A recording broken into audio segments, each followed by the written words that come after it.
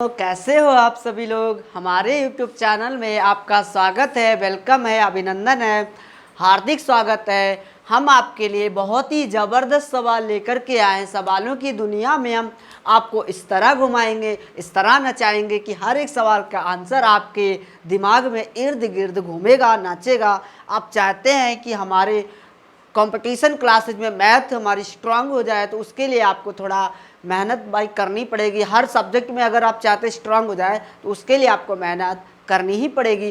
बिना मेहनत के दुनिया में कोई भी चीज़ पॉसिबल नहीं है। तो चलिए दोस्तों, अब हम चलते हैं सीधे अपने सवालों की दुनिया में। इस कदर खो जाएंगे, ऐसे मतलब सवाल से हम लगाव करेंगे कि हर सवाल का आंसर हमारी आंखों के सामने होगा। मतलब हम सफलता के करीब होंगे, लेकिन हमें सफलता तभी मिलेगी जब हम सफलता की ओर आगे बढ़ेंगे।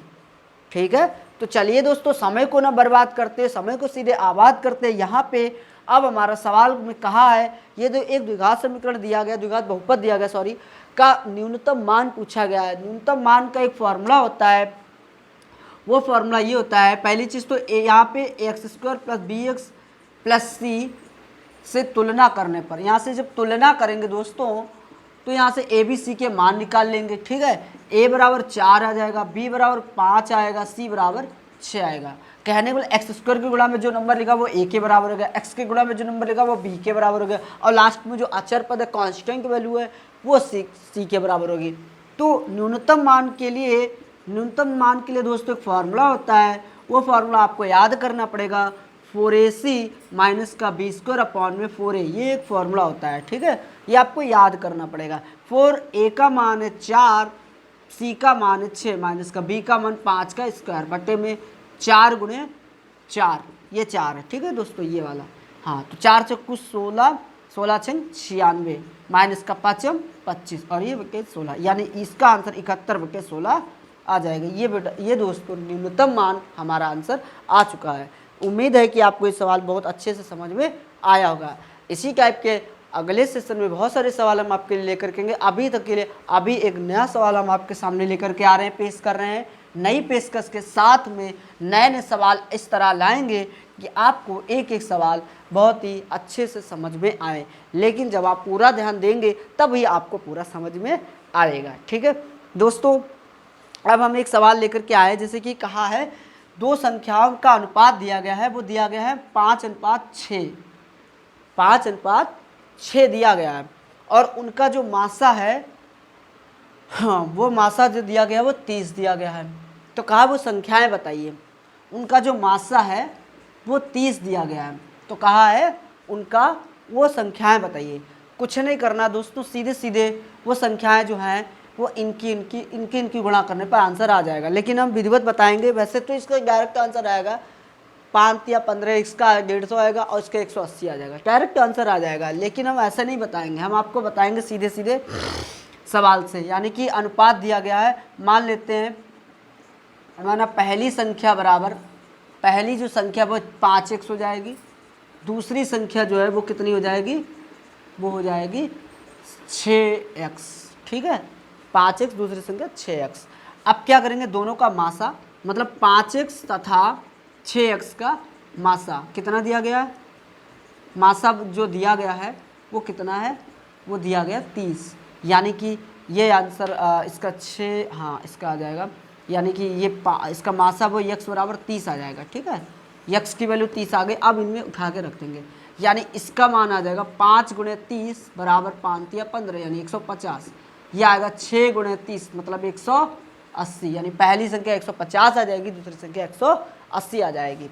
ठीक है दोस्तों, यही तरीका होता है। अगर आप डायरेक्ट समझना चाहते, कोई भी नंबर अगर दिया गया, मान लीजिए 4:3 दिया है और इनका कह दिया मासा जो है वो 12 दिया गया, कितना दिया गया 12, तो सीधा सिंपल है, कुछ नहीं करना है। आपको 12 को जो है, जो 12 है जो उसको 12 को 4 से गुणा कर दो, 12 को 3 से कर दो, 5 चौक 48 पहली संख्या हो जाएगी, 12 3 36 दूसरी संख्या हो जाएगी।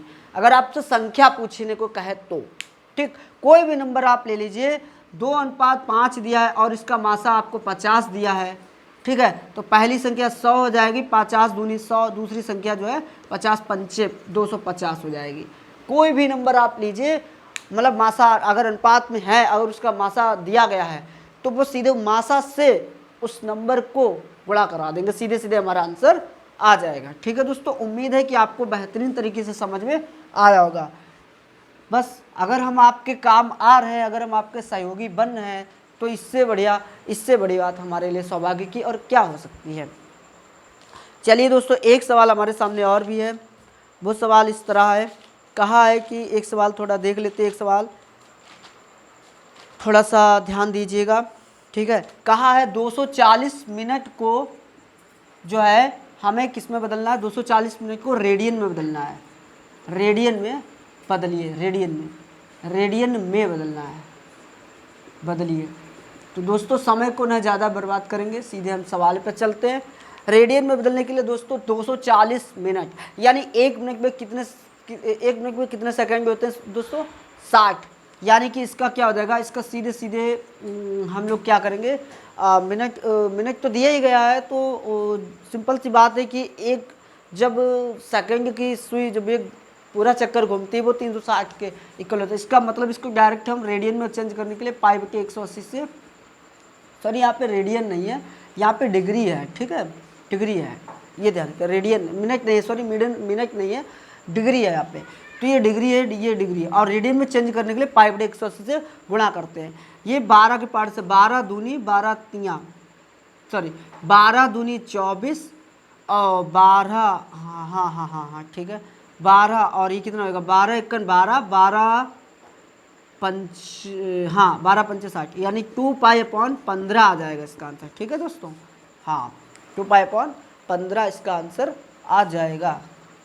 कुछ गड़बड़ लग रहा है, चलिए कोई बात नहीं, इसको दोबारा से समझ लेते हैं हम लोग, कोई बात नहीं है, इसको हम दोबारा से देख लेते हैं। इसका जो दिया गया है 240 डिग्री और इसको रेडियन में बदलना है, कोई बात नहीं, 240 और ये कितना हो जाएगा, हाँ π/180, पहले 0 0 कैंसिल, 6 तियाँ 18, 6 चक 24, यानी 4π/3 इसका आंसर आएगा। वो थोड़ा मिस्टेक हो गई थी, चलिए कोई नहीं, आज के सेशन में इतना ही पर्याप्त है। हम अगले सेशन में आपके लिए इससे भी बेहतरीन शानदार सवाल लेकर के आएंगे। आप सभी का बहुत बहुत धन्यवाद।